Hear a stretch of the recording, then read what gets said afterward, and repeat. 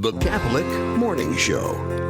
Well, Deacon's jokes about stings have made me think about how the weather is changing, and that's one of the things you're going to have to look out for, folks, is more insects, but it might be next week. I think I saw a 70-degree day coming up soon, so we might have stings and bug bites right around the corner, but I know for some people that is a welcome addition if that means that the weather warms up. Join us tomorrow. We'll be speaking with Steve Ray and Tom Chapman, a show you won't want to miss.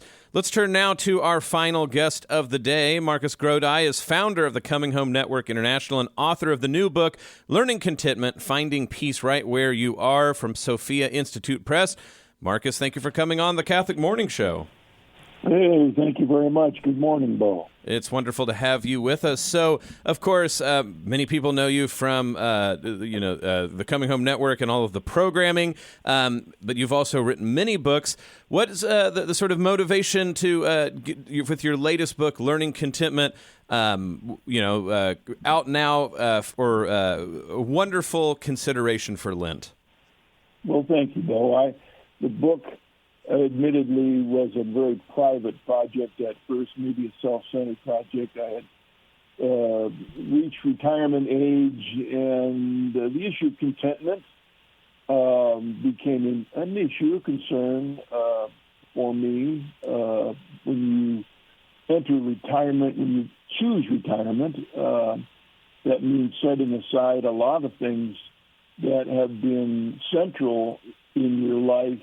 In fact, that your contentment is based on. A lot of that is your work and your contacts with lots of other people that you're involved with your ministries. But I decided to retire from television and radio and speaking, and I passed the baton of the leadership of the Coming Home Network on to my son. And my middle son, Peter, is now a Catholic priest. So in some ways, all the ministry things, I've passed the baton on to others. So now that my wife and I are retired to our little homestead out in the woods of Central Ohio, kind of the question is, well, what do I do now? And I came to the conclusion that what I needed to do in my life is trying to live out all those things, like you, Bo, the things we've been preaching to other people for so many years. Now it's time for us to start, I better live out those things. So in the process of coming up with a list of what are the things that I need to focus on, out of that came this book. Well, of course, your last book, one that was shortly before now, like Life from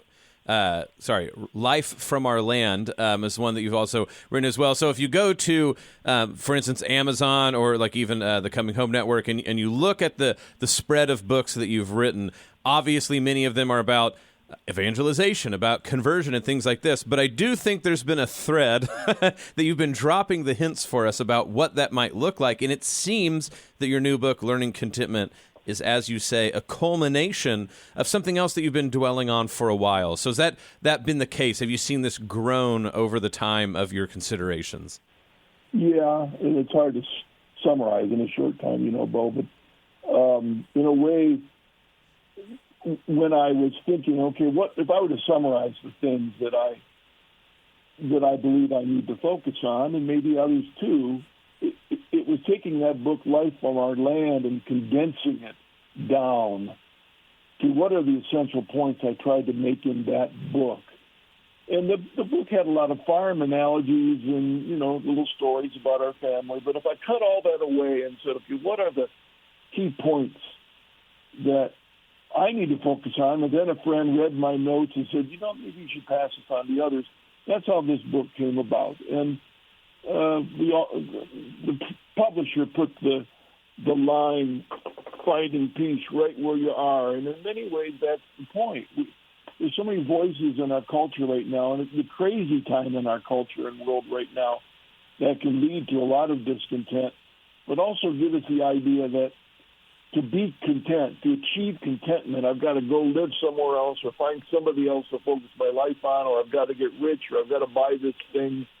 And, our reach for contentment is into all this other stuff. And really, that's not the gospel. The gospel is about simplicity and focusing on Jesus and growing in humility and living out the two great commandments. And really, Jesus is saying, you start right where you are, because you aren't going to be content out there until you first learn to accept where God has placed you right now. And that's what I focused on in this very small book.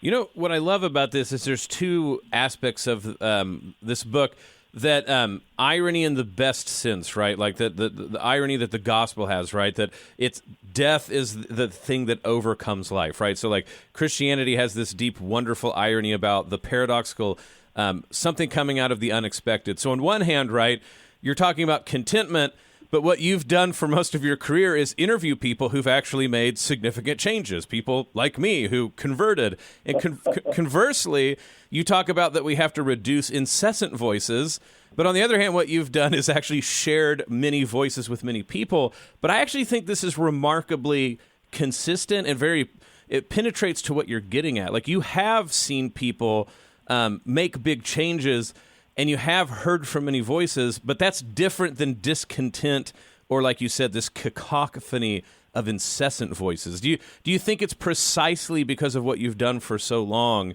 that this book, you were able to have these insights? Well, I began the book, in the first chapter, maybe in the introduction, I can't remember, by quoting St. Ignatius's warning to be careful of making changes in the midst of discontent, if you will, because we might think that the change is the answer to our discontent, and that may not be correct. Even when I've dealt with people on conversion, sometimes leaving ministries and careers behind to become Catholic, sometimes they have to slow down a bit and make sure that the reason that they're thinking of these changes is the right reason. You know, I just use an example. If somebody's having a really rough time in the ministry and he thinks, well, maybe the answer is to become Catholic. Well, maybe not. Maybe God wants you right now in the midst of your struggles to grow in humility, in simplicity, or particularly in detachment from all the other things, so that he can move you on. And another example of that, Bo, is I remember when I was a pastor years ago, and often I'd have young people come to me and say, you know, I really want to get married. I want to find that person. I just can't. I'm looking everywhere. I just can't seem to find the right person. And I found that you almost had to get the person to be content in their singleness first. Right where you are. And the amazing thing is that once they did that, you'd often found that within a year they're married. You know, but you need to grow where you are now. That doesn't mean that you may not change tomorrow, that God might not move you somewhere tomorrow, but he wants you right now to love him and to love those around you. Well, you know, one of the chapters you say you call Focus on the Stable and Established, and that to me is sort of the way that bridges both this book and your reflections in retirement, but also all the work you've done with the Coming Home Network, right, is what is more stable than the Catholic Church? What is more established than the will of God and his saints and his Jesus Christ, everything like this, right? So one of the things that's interesting is, like you said, we can feel like we're discontent, that we're just being blown from room to room and place to place.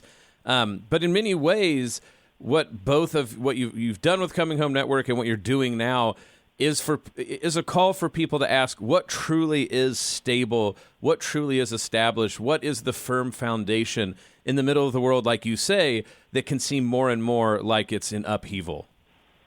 We recently had a big snowstorm that came through the country, and, you know, we had 19 inches of snow here.